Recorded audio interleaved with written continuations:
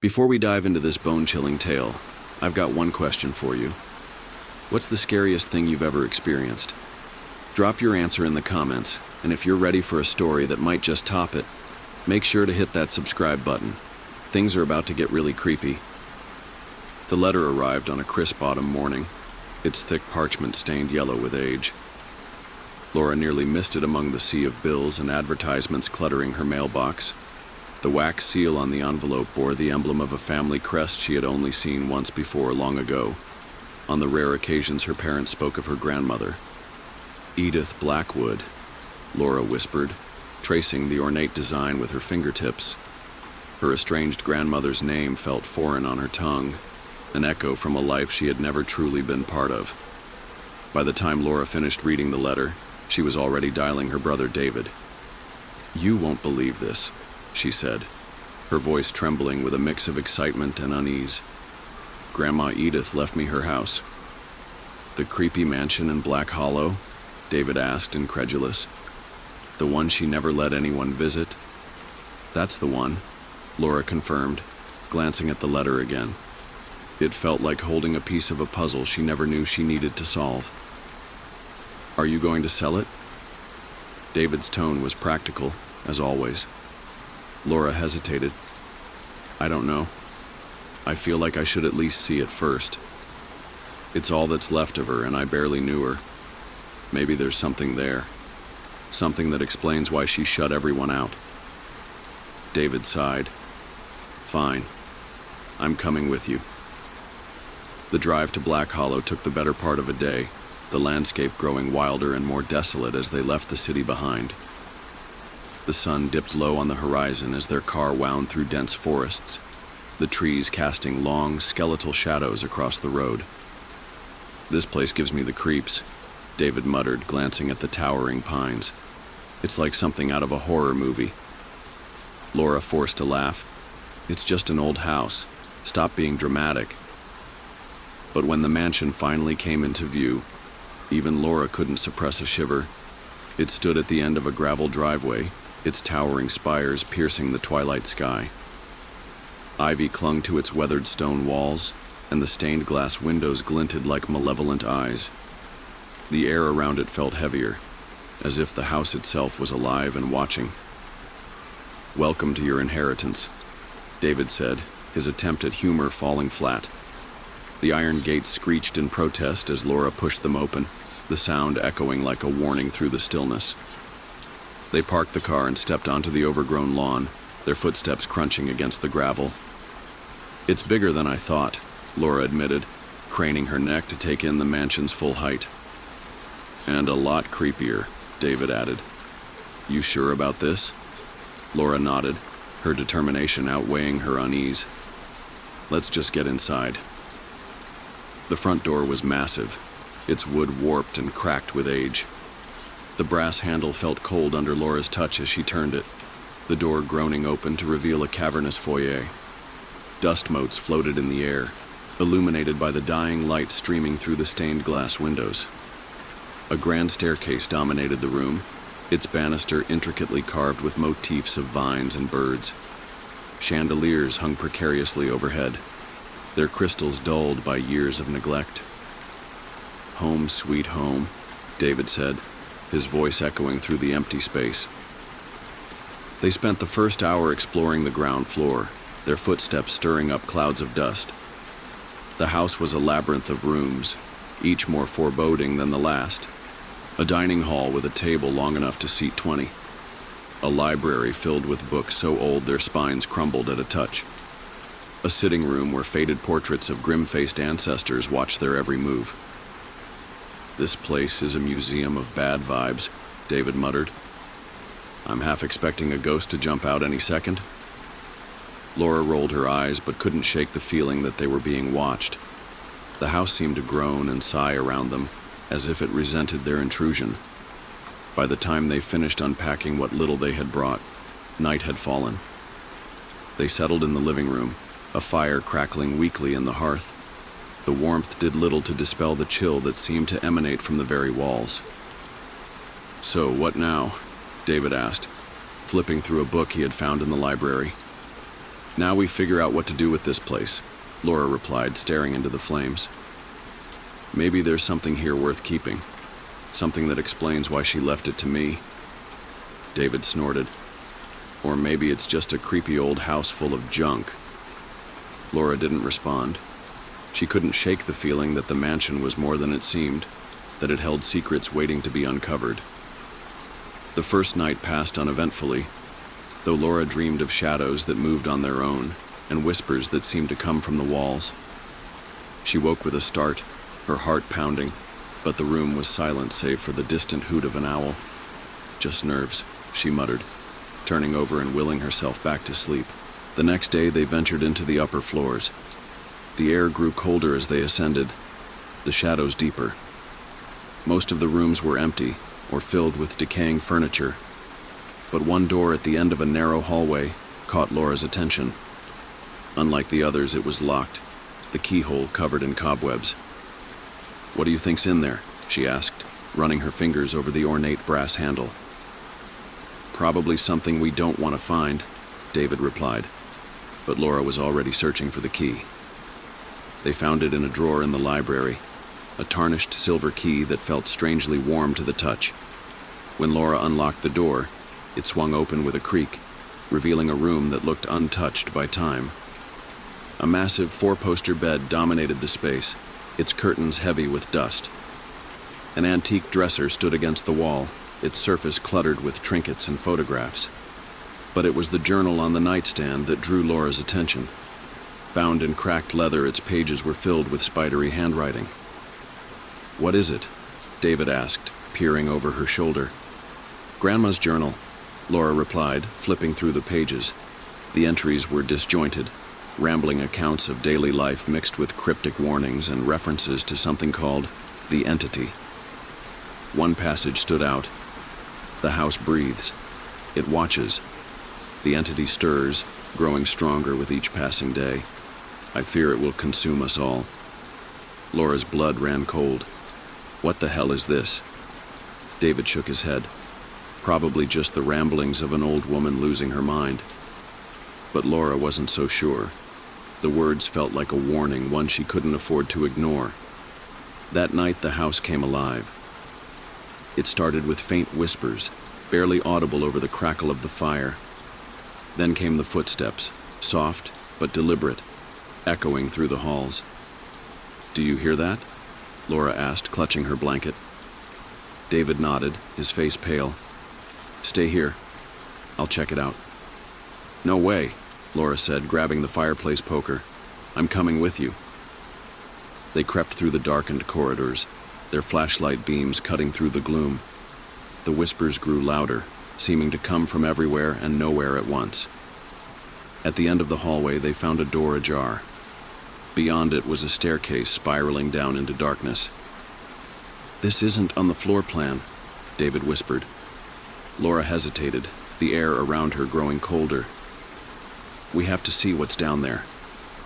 Together, they descended into the unknown, their footsteps echoing in the suffocating silence.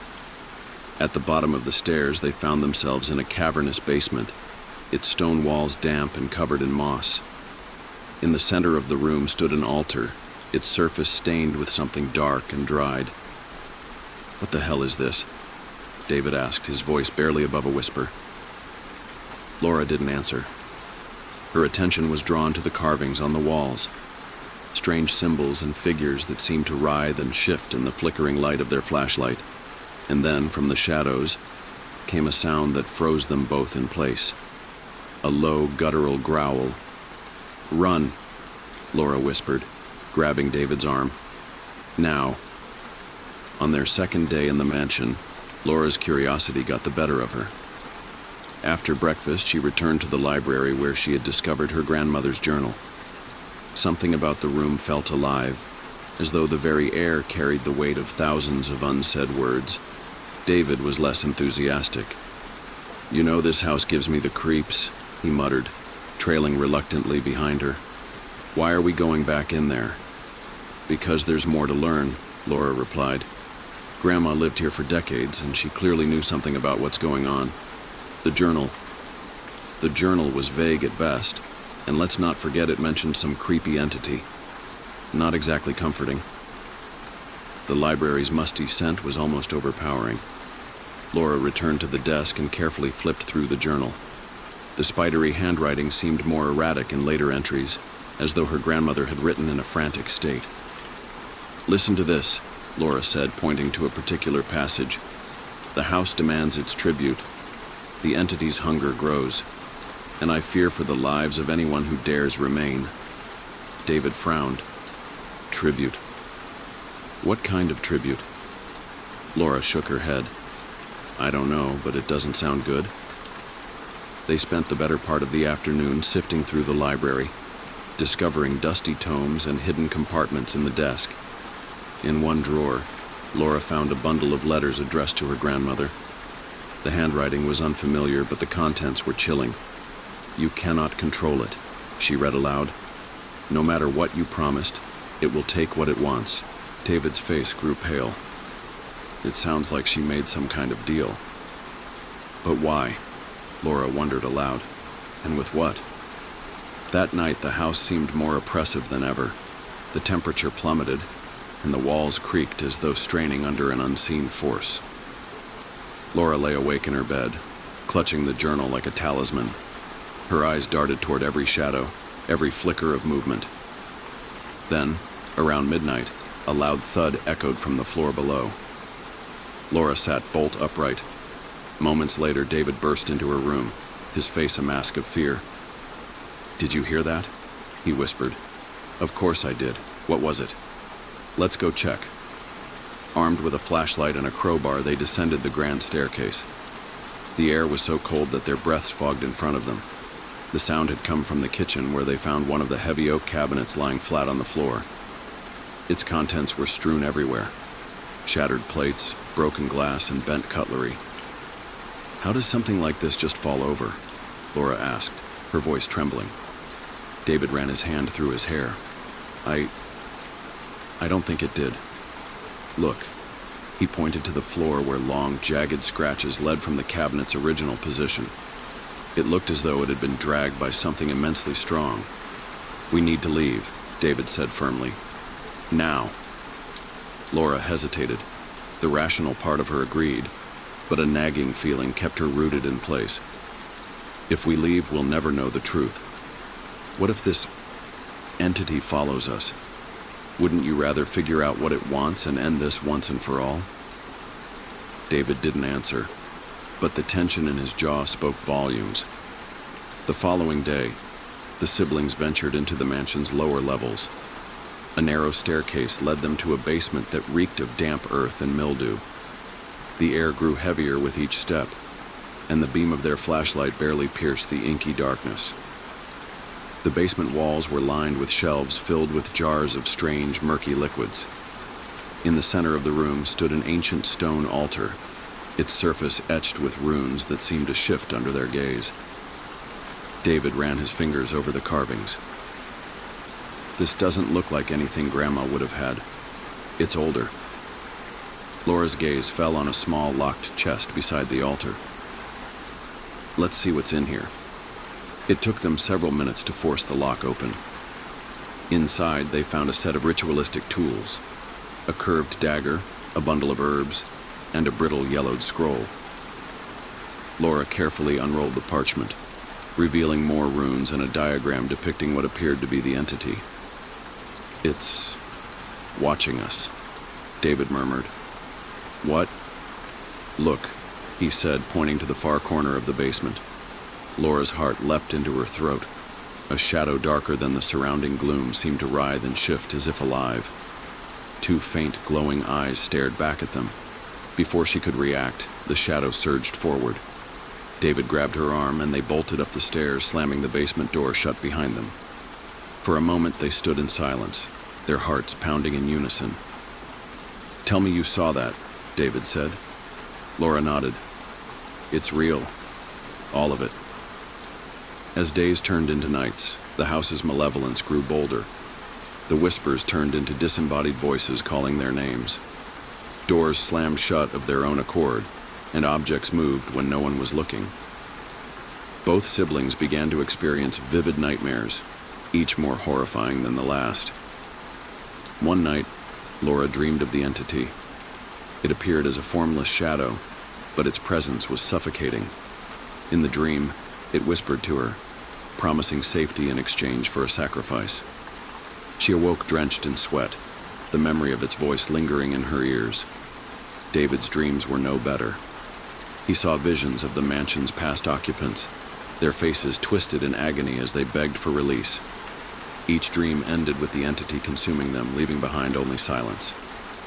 "We can't stay here," David said one morning, his eyes hollow with exhaustion. "It's tearing us apart." "If we leave, it might follow us," Laura argued. "I think the only way to end this is to finish what Grandma started."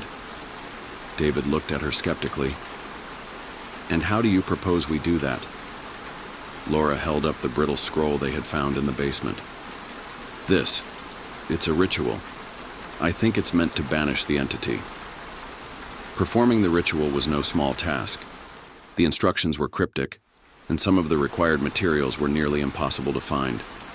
They spent hours searching the mansion, uncovering hidden compartments and secret rooms. Along the way, they learned more about the entity and the family's dark history. One discovery chilled them to the bone: a collection of photographs hidden in a false wall. The images depicted previous occupants of the mansion, each more recent than the last.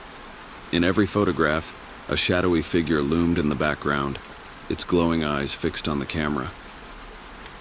"It's been here all along," Laura whispered, watching.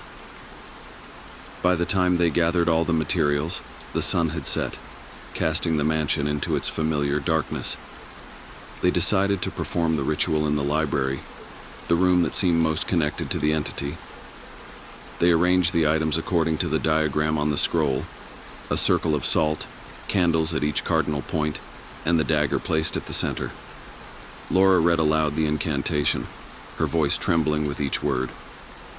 At first, nothing happened.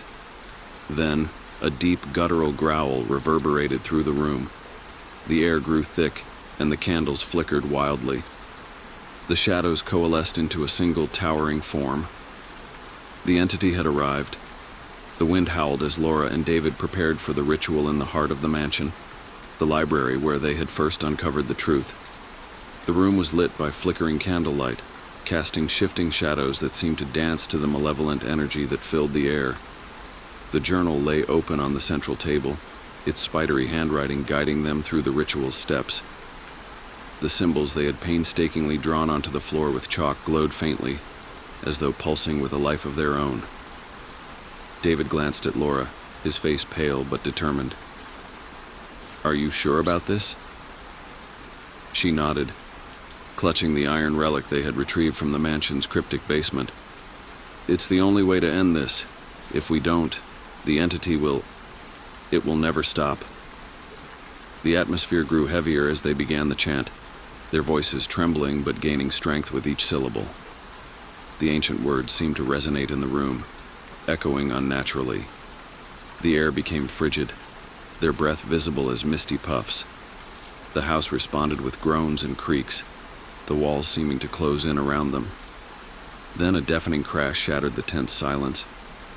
The library doors flew open, and a violent gust extinguished the candles, plunging the room into darkness. David fumbled with a flashlight, the beam flickering as it illuminated the entity standing in the doorway. It was more terrifying than ever. Its form, amorphous yet grotesque, filled the entrance.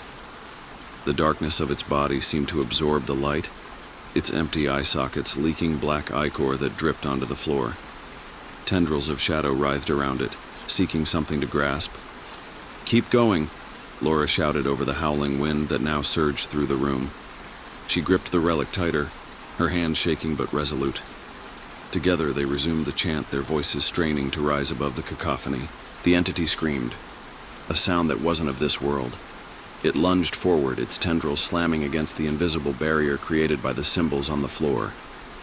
The house shook violently, books tumbling from the shelves and shattering the silence with dull thuds. The entity clawed at the barrier, each strike sending ripples of darkness through the room. David stumbled back, nearly losing his place in the chant. It's getting stronger. What if this doesn't work? It will work. Laura's voice was fierce, though fear clung to her every word. She could feel the entity's rage, its desperation to break free.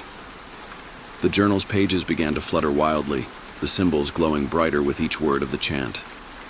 Laura placed the relic at the center of the symbols and poured salt around it in a perfect circle, as instructed. The relic began to hum, emitting a faint vibration that grew stronger by the second. The entity's screams turned into guttural growls as it hurled itself against the barrier with renewed fury. Cracks began to form in the floor, dark fissures that leaked the same black ichor as the entity's sockets. The mansion itself seemed to be coming apart, the walls groaning as though alive and in agony. "Laura, it's breaking through!" David's voice was raw with panic. "We're almost there!" Laura shouted, her eyes locked on the relic. She could feel its energy building, a growing pulse that matched the rhythm of her heartbeat. The entity's form began to shift and distort, its tendrils retracting as it let out a piercing wail. The room was filled with an oppressive darkness that seemed to swallow the light of the flashlight. Laura and David's voices wavered, their chant faltering as the entity's presence bore down on them. Suddenly, the relic emitted a blinding burst of light, cutting through the darkness like a blade. The entity recoiled, its form writhing and shrinking as the light intensified. The fissures in the floor began to seal, and the oppressive weight lifted from the room. Laura and David continued the chant, their voices growing stronger as hope surged within them. The light from the relic engulfed the entity, its screams reaching an unbearable crescendo. Then, with one final ear-splitting shriek, the entity collapsed in on itself, imploding into a singular point of darkness before vanishing entirely. The room fell silent, the oppressive energy dissipating like a receding storm. Laura and David collapsed to the floor, their breaths coming in ragged gasps. The relic lay dormant, its glow faded. The mansion was eerily still, the air no longer charged with malice. Did we do it?" David's voice was barely above a whisper. Laura nodded, tears streaming down her face. "It's over."